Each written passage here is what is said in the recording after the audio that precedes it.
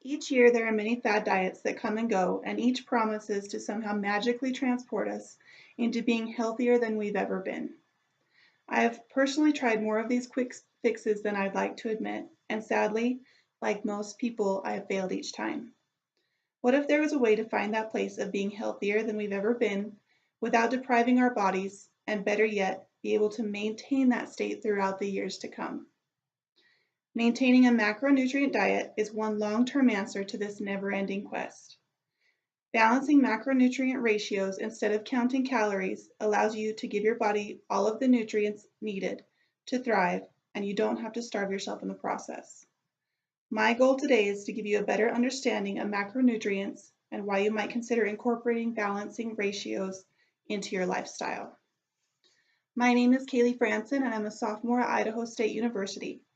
I made the switch to counting macros instead of calories 4 years ago and lost 36 pounds initially. Since then, I've been able to run 3 marathons, 10 half marathons, a few Spartans, and more 5Ks and 10Ks than I'd care to count. Today, I'd like to cover macronutrients in 4 steps. First, I will define macronutrients. Second, I will explain why they're necessary to maintaining a healthy diet. Third, I'll provide a personal example of a macronutrient diet. And fourth, I will explain 2 methods for keeping track of macronutrient ratios. In this first part of the speech, I'll define macronutrients and explain sources for each ratio. Macronutrients are defined as chemical substances required in large amounts by the body for survival, according to globalhealingcenter.com. There are 3 macronutrients: protein, carbohydrates, and fats. And you can refer to my slide 2 of my PowerPoint presentation for more information on that.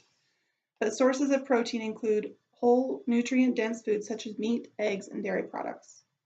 Sources of carbohydrates include fruit, vegetables, especially leafy vegetables, and grains. Healthy fats include avocados, seeds, nuts, and oils such as grapeseed and coconut oil. Ultimately, proteins break down into amino acids and peptides. Carbs break down into sugar and starch, and fats break down into triglycerides and fatty acids. The 3 macronutrients play important roles in our bodies. Protein is important for maintaining, building, and repairing body tissue. Carbohydrates are the main source of energy for the body. They are chains of small, simple sugars that are broken down as they are digested and enter the body as glucose, according to fitday.com. Glucose is the best source of energy for vital organs such as the brain and the heart. Fats are important for many bodily functions.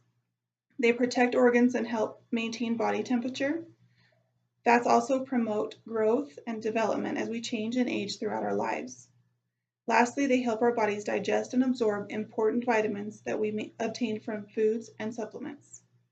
It's important to note that micronutrients such as vitamins and minerals are also necessary to maintain good health, but they are only needed in small amounts. Secondly, macronutrients are an essential piece of maintaining a healthy diet. Maintaining balanced macronutrients help to ensure that we're giving our bodies all of the nutrients that it needs to thrive. Many people tend to focus on the number of calories they're consuming, but ignore the nutrient content of the food that they eat. At the end of the day, not all calories are created equal. 200 calories of sugary snacks will not be digested by the body in the same way that 200 calories of broccoli would be digested. Our bodies will either use calories consumed as fuel or store them as fat, according to shapescale.com. Maintaining balanced macros can also help with weight loss efforts. People who count macros tend to eat more protein than those who don't, and protein requires more energy to be digested by the body. Additionally, protein makes you feel fuller longer than consuming higher amounts of carbohydrates. Counting macros will teach you to make smart food choices. You'll learn how to choose whole foods over processed foods. Because you're ultimately counting your macros, you'll also learn how to get a handle on portion control. Third, I'd like to share my personal example of a macronutrient diet. Personally, I follow a 40-40-20 diet, and you can learn more about that on slide 1 of my presentation. But this means that I acquire 40% of my daily calories from protein, 40% from carbohydrates, and 20% from healthy fats. Each person should determine their macronutrient ratios based on nutritional needs, activity level, and desired results. My macronutrient ratios fit my lifestyle well and are maintainable throughout the year, whether I'm training for a race, running my kids to all of their activities in school, or traveling. The 40-40 ratio split, 40-40-20 ratio split is a great place to start and even to continue to maintain, but it's important to listen to your body and adjust these ratios accordingly to ensure that you're getting the nutrients that you personally need. If you find yourself feeling hungry, try adding more protein or fiber as they are both filling. When you feel tired, you likely need more carbohydrates for energy, so add more fibrous veggies instead of loading up on Alfredo and spaghetti. If your goal is to lose weight and that isn't happening, try eating less carbohydrates, especially at dinner time, as our digestive systems tend to slow down the closer we get to bedtime. Fourth, if you're interested in making the lifestyle change necessary for a macronutrient diet, I'd like to provide you with a couple of resources for making the switch. One method is to manually calculate calories towards each nutrient according to the ratio splits that fit your needs. You can also refer to slide 1 of my presentation for more information on this. For example, if you follow the 40-20 ratio on a 2,000 calorie diet, you'd multiply the amount of calories by 4 for the amount of carbs or protein, and that would equal 800 calories.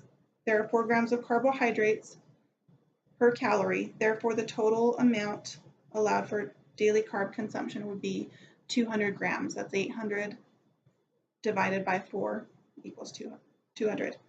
Completing this calculation for each macro will give you the amount in grams that you're allowed to consume each day for each ratio. There are many apps available to aid in achieving your macronutrient goals that you can essentially plug in your goals and the food you consume each day. The MyFitnessPal app tracks calories, nutrients, and exercise based on the goals set by the user and the information of the food consumed and the activity or exercise submitted by the user as well.